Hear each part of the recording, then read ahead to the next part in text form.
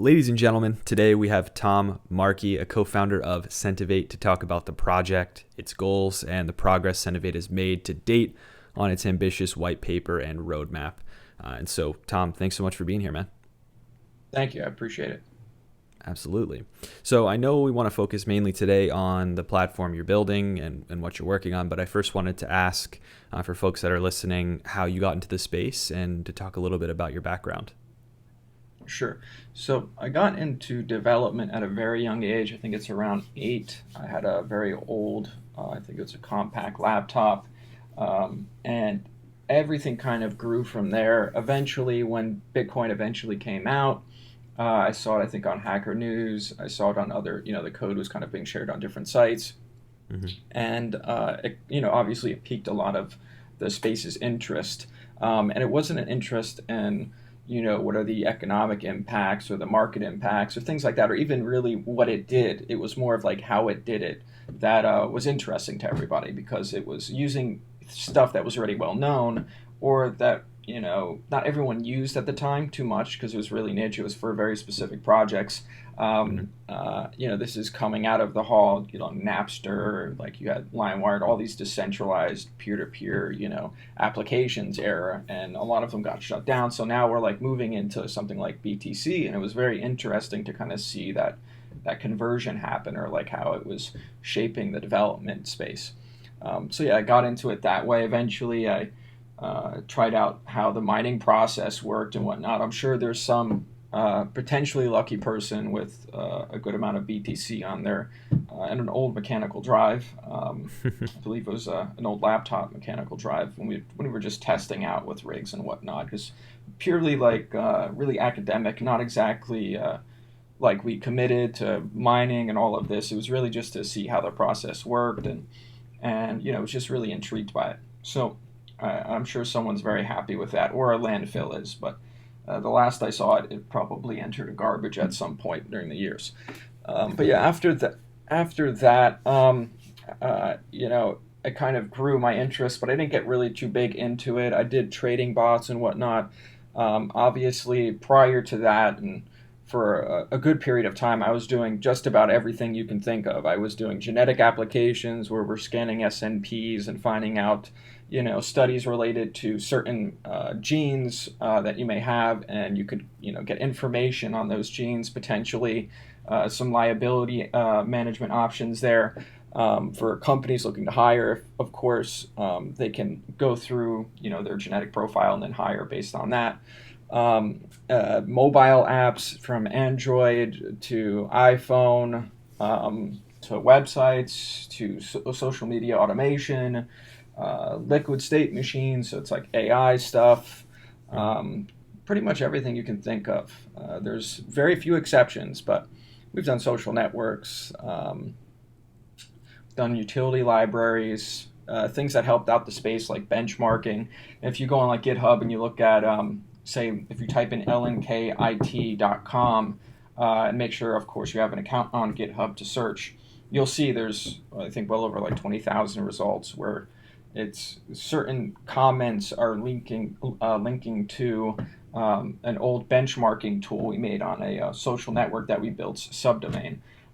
So like we've, and it's, as a result, it's influenced the space in different ways, specifically in relation to a fast apply function. If you were to look that up on GitHub, you would see that exactly. But yeah, it's we have our own little, I guess, influence on the web today, because that piece of code ended up going across pretty much every major site across the web. It was a very useful, or and in some ways important from a performance standpoint, function for a lot of libraries, from jQuery to even things like React, or Core.js. A lot of these smaller utility libraries made good use of it.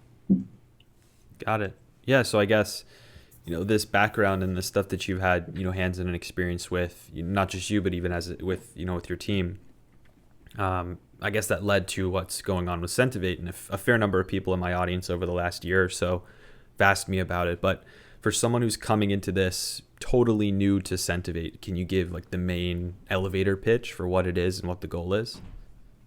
So bluntly speaking, and most certainly in a nutshell, it's a reimagining of what the web could be.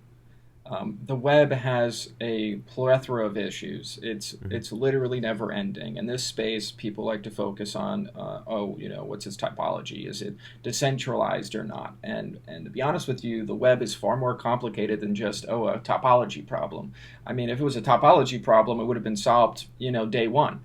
Hmm. But we had brilliant people at CERN, and of course, a bunch of different countries that, you had ARPANET, you had a lot of people who, they're brilliant people, great, backgrounds, and they all, contributed to what we call the web today. So by no means was it, built where, it was built wrong, so to say, or not correctly. It was built with what they thought was good at the time, and unfortunately, hindsight is 2020, and looking back, we can see all these flaws, see all these errors, see things like HTTP, see things like how DNS has evolved and what it does, and what the web does for us, what features we want from it. Like now we have WebSockets, we have all this real time stuff on a WebRTC. I mean, it's insane. Payment APIs, geolocation APIs. I mean, Hmm. it's insane the amount of stuff the web does today, and our entire economy runs on it. So if we don't address a lot of these issues, we're going to run into a lot of problems. And a lot of people kind of ask us, well, how do you know that we're going to run into problems, and kind of provide some validity to that. So with that being said, if you look up, say, for example, the bandwidth crisis or limited bandwidth, this is a well documented issue that's been going on for years that you'll find on pretty mainstream news sites and organizations. And of course, even big tech companies talking about it and swapping or creating alternative technologies. And for example, the Google Chrome browser, they used Quick for Google services for a good period of time. I'm sure they Right. still are, while people were using, HTTP. But yeah, what were you gonna say? Seems like. No, I was gonna say, yeah, no, you're totally right. I mean, I think the biggest thing though is like you try and redefine some of these things. You try and solve these really challenging problems. I guess as you look at these, like the bandwidth problem that you're talking about, how do you push people to change these like really deep rooted standards and adopt Right. what is in many ways better? Right. So this is an interesting issue because we've actually have seen exactly that happen in the wild without anyone knowing for the most part. An example, which I was kind of getting in before, would be Google Chrome. So Google Chrome actually, they realized that HTTP has some shortcomings. It's very obvious. From its inception, people would laugh at it and say, to the effect of, this would never run on a network, or this would never run on a server, just because it took up so much extra space and headroom for requests and to do certain things. For example, its reliability algorithm, where it's very chatty and all this stuff, where they thought it wasn't going to be viable. Now, of course, our networks evolved and we adopted it. But with that being said, Google recognized its shortcomings. So what did they do? They created an alternative UDP-based protocol called Quick, and they started using it in the Google Chrome browser, and everybody else just got an update. So the rest of the planet, your average consumer, had no idea that this was being used or taken advantage of on any of the devices they were using, because of course they didn't know about it. But in a simple update, Google now is able to take advantage of this tech, where for Google services, they're able to respond to quick requests, and only Google applications that they implemented the protocol into were able to take advantage of it. So we know that the problem, first of all, is a deeply rooted technological one, where we need to make a lot of advancements in these core technologies that we rely on, and not just topology, because it's a problem already. So if the centralized web, which is already very, very efficient and very, very scalable, I haven't seen anything in the decentralized space that even compares to the web we have today, and I don't think we ever will. We can get into that in a bit. It's a simple physics problem, really. But yeah, with that said, we've seen this. So what does that really mean? That means that it's very easy to get consumers and even devices to hop on board with really just an update. So if you push an update, whether it's firmware or it's an OS or an application layer. setup where Quick is an application layer protocol. So you can have it at the kernel layer, or where it's much deeper and therefore far more efficient. But for the most part, everyone got an application layer one, which meant it was quickly updated and it was easily accessible, and all you had to do was push out an update for this browser, and now everyone's using it. So really, it's very simple when it comes to adoption. It's okay, what browsers are people using? Okay, it's mainly Safari or Chrome-based browsers. Hmm. You have Edge, you have Opera. They're all Chrome-based. Our browser is Chrome-based. It uses Electron, which is essentially using Chrome, but a little bit stripped down and whatnot for application use. But yeah, all you have to do is implement it into the browser, and then all of a sudden you have a large amount of adoption, a large amount of people using it, possibly without them ever knowing. So the process could be very simple and very painless, even for businesses, as long as you make that process quick and effective. You really don't have any issues in regarding adoption. I just had an AMA today where I went a bit more into adoption and how that works, and kind of SNTVT itself, the token and the utility aspects and whatnot. And a big part of that has to deal with adoption. So I encourage folks to take a look at that AMA if they want a little bit more of an in-depth look at utility and whatnot, adoption, and how our strategy kind of is laid out. Perfect. Yeah, I can link that down below for folks that are interested in checking that out and reading/listening to more in depth. Now, like for me personally, and I come from a development background, and I've worked a lot with web applications in various different types of implementations. And I think that there is definitely a need for, I guess, different options in terms of protocol, because you're pretty limited in terms of what you can do with, I guess, the widely adopted toolkits that are out there. And so I was looking at the Sentivate GitHub, and I read through, just generally super quick and dirty, read through the alpha version of the Sentivate network, and it looks like it'd be pretty easy for someone with JavaScript Node experience to sort of test it out and spin it up themselves. So is that sort of alpha version where your development efforts are going these days? Yeah, so there's an alpha public version, which is the one you're talking about up on GitHub. We have an EXE one. We also have an NPM module. The NPM module tends to be updated a little bit less, but what we went through a bit of a rebranding, and a part of that is getting the new dev team on board to do rolling releases across the board for the EXEs, the .apps. Predominantly, I use Ubuntu and Mac. Ubuntu is a Linux-based OS for those who don't know. And those are those are usually where I test things out initially, or if I'm looking at code and I'm running things and whatnot.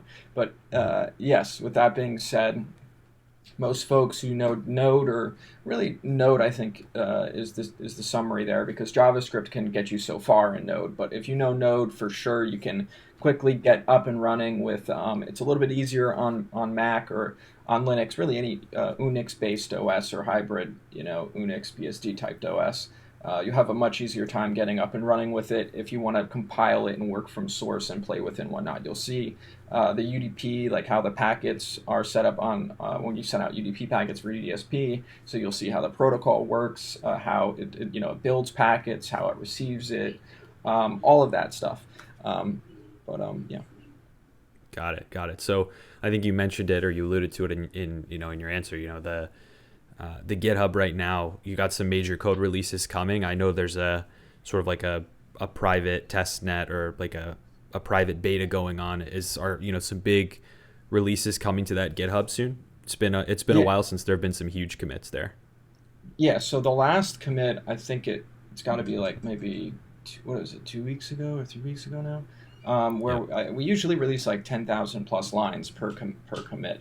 But if you look at that commit, which is, we do usually a major commit and then little small ones after it to fix anything that popped up in the major commit that we missed.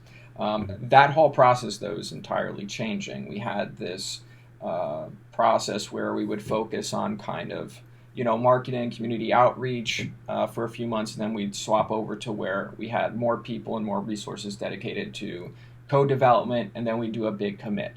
That entire process is changing to a rolling release.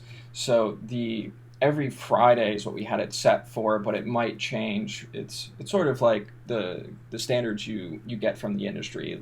If you look on, our repo, there's a lot of industry standards that we use just for code quality and management regarding ESLint. We have I think it's 300 plus lines of rules that your code, if it gets in the repo, has to follow those standards. So it's very, very specific. But we kind of do that now, or at least we're shifting over to for code releases where it's going to be a rolling release, it's going to be a nightlies where every Friday, it's going to be some type of large push, but only for the public branch. The private repo obviously will get stuff pretty much every day like it usually does. We use GitLab. They've been fantastic so far. I definitely suggest it for anyone who wants a private repo or private projects to, have a bit of their own kind of Git space. GitLabs is definitely a great option there. But yes, we have quite a lot of things coming. December is the beta launch for the network, and that's a really, really big thing for us. And that means a lot of commits have to get out before then because the stuff slated for December is quite a large list.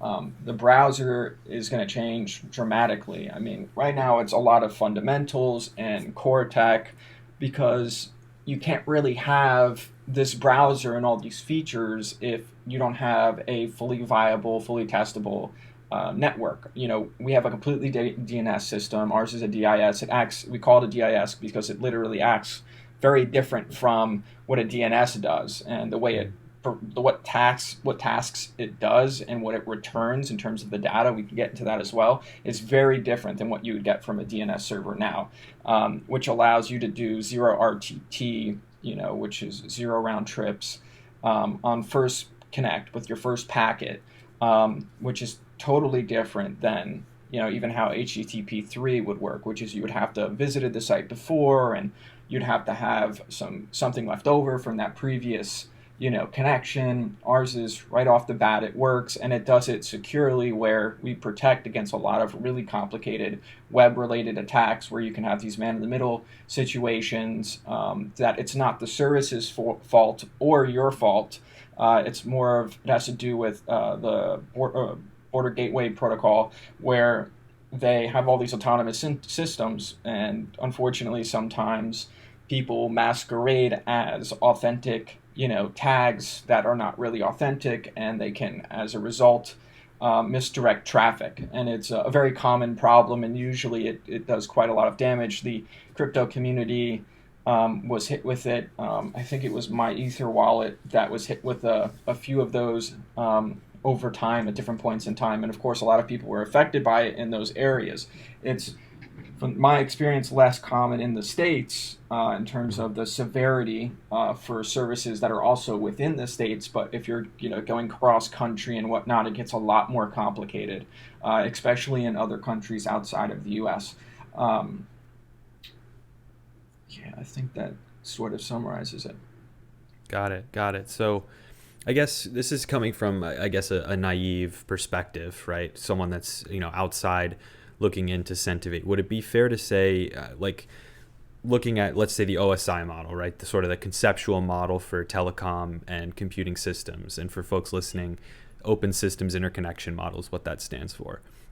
And it sort of outlines the layers of a telecom or computing system. Would Sentivate cover maybe the top 4 layers of that and then sit on top of some of the traditional physical and data link layers and network layers? Or is it something that encompasses the full stack? So, this is an interesting question because we've got it quite a while back in the beginning, and it's funny, this is the second time I've only heard it. So it's an application layer protocol, right? So technically, depending on your situation, because you can have HTTP, and it's kind of in that weird section of it's sort of like an application layer protocol, but wait a second, it has all these optimizations that it's built right into the kernel. So it's not really the same thing because now you have access to lower level stuff, right? So you're doing a lot less copying and memory related operations that makes it really speedy. But if you're at, we're pure application layer protocol right now. So it's not in the kernel, it's not in the OS. You're not going to have, that super lower level access that you would get with, like, say if you're using HTTP. Uber, I believe, worked with the Quick protocol, which is obviously from Google. And they kind of explored the kind of the drawbacks very early on from what that meant. And it's very simple. I mean, the writing's on the wall, and it's that, of course, if you're only an application layer protocol and you don't have any optimizations or kernel extensions, right, anything like that yet, then you're going to take up like maybe 2 to 3 more resources than, let's say, something like HTTP, even though HTTP is more chatty, and it's more cumbersome. It takes up more bandwidth. It's just when you have something that has access to lower level bindings, let's say at the transport layer, right, where like TCP and UDP, you're already, you're getting to the part where it's fast. TCP and UDP is pretty fast on networks and whatnot. Once you start doing stuff with them though, and doing application layer stuff on top of it, it's it gets a bit crazy. Nonetheless, you could still have, if you're like HTTP, for example, a lot of those kernel extensions where you get a lot of the optimizations, and it's almost like you're potentially running a really low level request. But yeah, the performance for us now is obviously an application layer protocol, but we intend to have kernel extensions, which I think kind of changes the way like you look at it, to a much lower level, and get more performance out of it and whatnot. But we're kind of following Google's lead on that. Google's kind of leading this front with HTTP 3 now of like how to roll out successfully a custom UDP protocol for the web. And it's a great framework to kind of understand how to go about developing it, testing it, working with companies to give it a shot, and how to mitigate a lot of potential problems. It's a rare thing to have a technology like this where there's only really one example. There literally is only one example out in the open today that we can rely on that will, provide sort of an idea or a foreshadowing of what we're about to, go through and encounter. Right, right.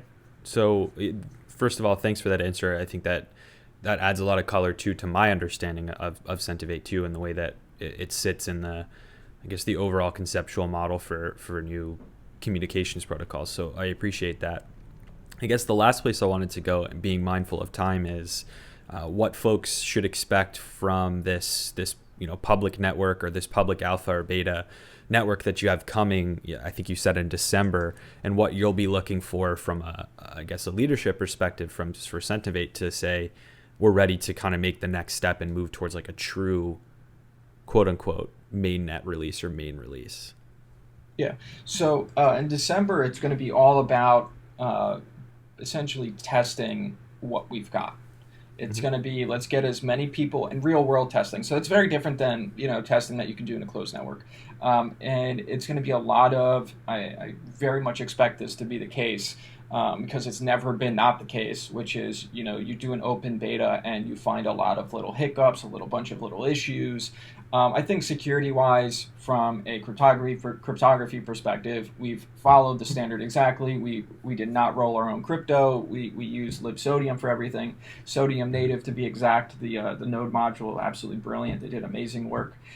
We spoke to them, I think, about a year ago. They're a very interesting set of guys. I spoke to, I think, the lead dev at the time. We even donated to their efforts. I encourage any dev at least, to definitely give them a look, and if you could, donate. Certainly the space needs it. But with that being said, you'll see applications, you'll start to see little things that we're going to kind of build into the web. So for example, we want a social network to be built into it, which, again, this is stuff that we've already done. So for us, it's just, okay, we're creating an updated version of something we've already done. It's nothing new for us. We have a bunch of little applications from our past where we paused it or turned them off because we went into Sentivate full time and started building that out full time.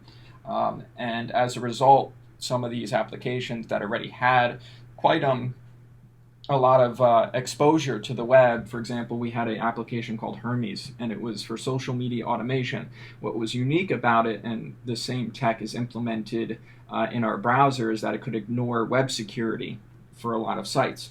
And then we were able to make use of certain, basically, APIs without having to agree to any. When you connect to, if you try to use Twitter's API through, say, their node module, you have a terms of use or an agreement that you do with them where they can effectively cancel access to that at any point in time. We found a way to kind of navigate around that problem without us, stepping on any toes or anything like that, and it's entirely in the consumer's hand to kind of do what they wish with, essentially their property and their network.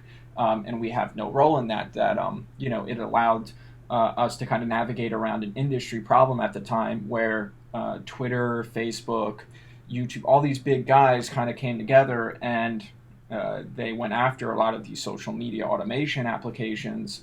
And thankfully, ours wasn't one of them because we didn't do the same thing they did, which is go through their APIs. We created technology that allowed us to go around it and circumvent it. That'll be available to every developer in December as well. They would the only thing there is that they have to have a UW app to make use of that technology, because it won't work on, obviously, in the WW, the World Wide Web context, where they're going to HTTP and they're operating in the traditional web, or the modern web that we have now. Right. But so with that being said, there's a bunch of stuff coming out from applications that we're building, from stuff that we're testing, the things with other companies that we're working on. That might be more private, though. It's up to them to decide if they want to release the tool or talk about it and whatnot. We want to do a few test cases and kind of reports with a lot of these different companies to kind of show, hey, look, here's the different use cases, and here's really where you could take advantage of this stuff, especially if you're paying per megabyte or paying per gigabyte, or you have a very low bandwidth area or resources, or it's spotty or something like that. Based on the stuff that we've dealt with, our network is really great for a situation like that.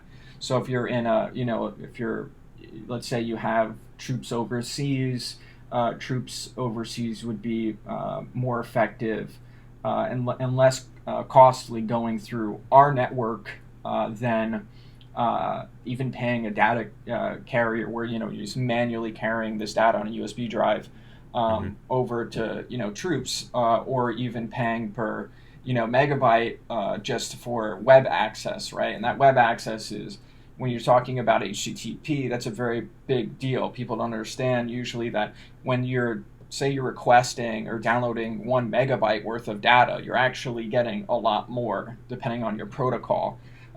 You have a lot of overhead there that is part of strictly the protocol and the reliability algorithm and things like that. So your data kind of builds over time, which is another problem that exists in the decentralized landscape, that it's completely ignored.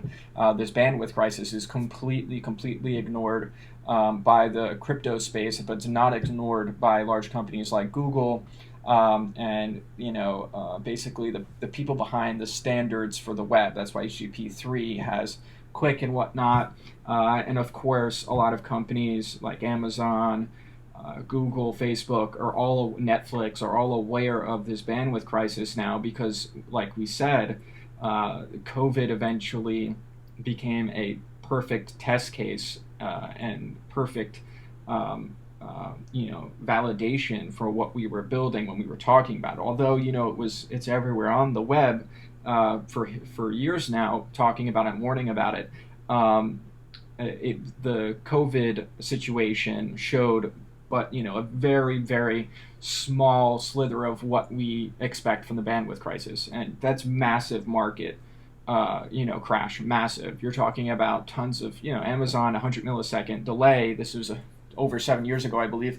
I had they said about a 1% loss in profits. You can look this up. A lot of these sites, I think Amazon, a few other companies had the same analysis. So it's essentially 100 millisecond delay costs a certain amount of percentage of profits.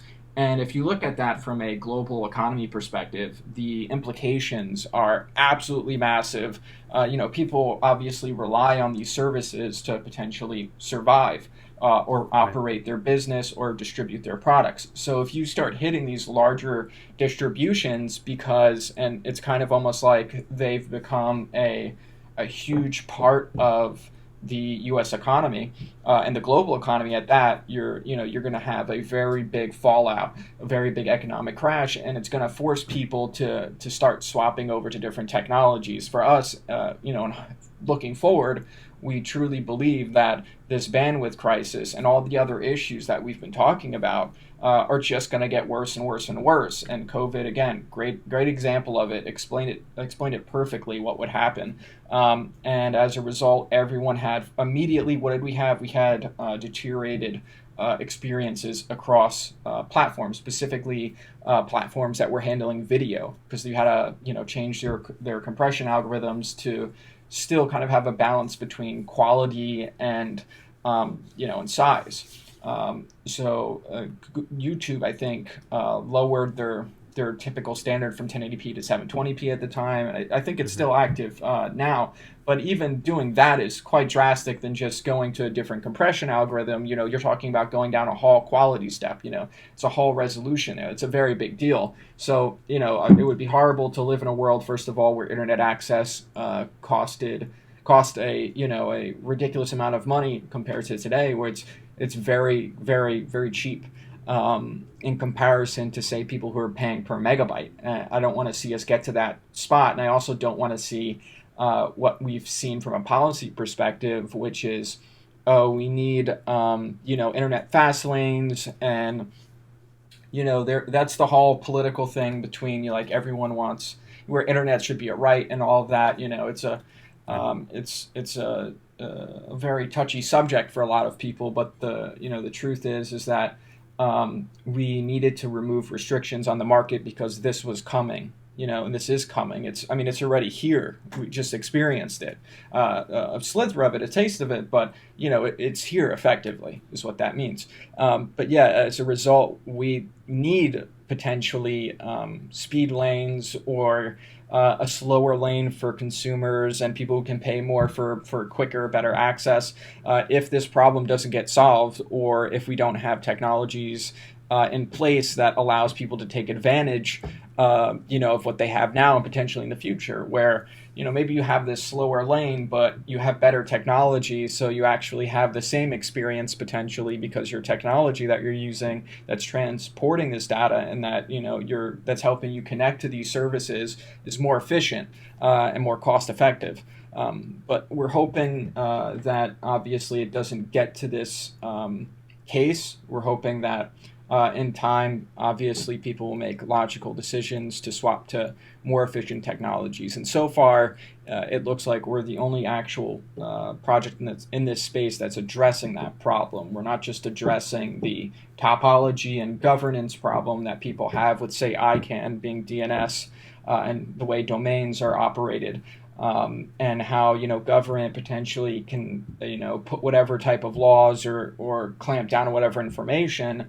Yeah, that's definitely an issue, but large in part it's relatively not. For the average consumer, it's really not. It doesn't affect them.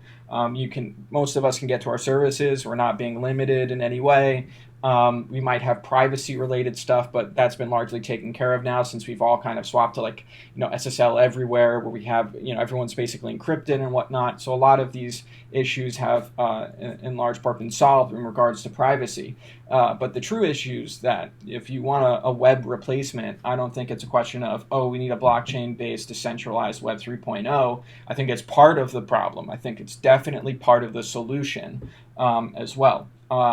If we go to that, it would be massive economic fallout. It would be a disaster. It's just tremendously slower. It takes up dramatically more resources for just one request, because obviously the data required during the consensus algorithm grows, and thus your one simple request actually ends up being compounded quite dramatically compared to just the overhead you would experience with, say, just your protocol from one origin to the service. But But yeah, it's a very complicated problem, and I hope that the space kind of either wakes up to it or starts to be more receptive to that reality, and thus focus on more of the technical issues rather than the philosophical ones, or the moral issues and whatnot. I think it's a deeply, deeply tech rooted problem that needs solving. Yeah, and I think if you look back to history, I think even during obviously the involvement of the media and the ability for people to interchange ideas back then was far different. But at the advent of the technologies that became, you know, early internet, then the World Wide Web, etc., there was a lot of philosophical debate that overshadowed technical debate and For technical sure. development. And I think we're seeing a mirror image of that today. And I will say that from my perspective, I'll be following, all sorts of projects, including ones like yours that are trying to take an alternative approach. It's a challenge to do this and to implement, but I think it's a good cause, and it's something that we need more people to try and innovate and change things and move fast and break stuff. I think that's the way. That's the Agreed. way to go. Agreed. Totally agreed. For sure. Awesome. Well, Tom, thank you so much for being here. I know there's going to be, I guess, more of a tech focused piece of content coming. We'll try and break down I guess, the inner workings of how Sentivate is put together, just to clarify. But I think this was a great introduction and a conceptual discussion. So I appreciate you being here. No problem. I enjoyed it. It's always a fun time. If in the future, time permits, I'd love to sit down and kind of review the code releases that are coming up. Most certainly, in December, there'll be a lot to talk about. Absolutely. Looking forward to checking out the code myself in December. And I wish you all the best, my friend. Thanks so much for being here. You too.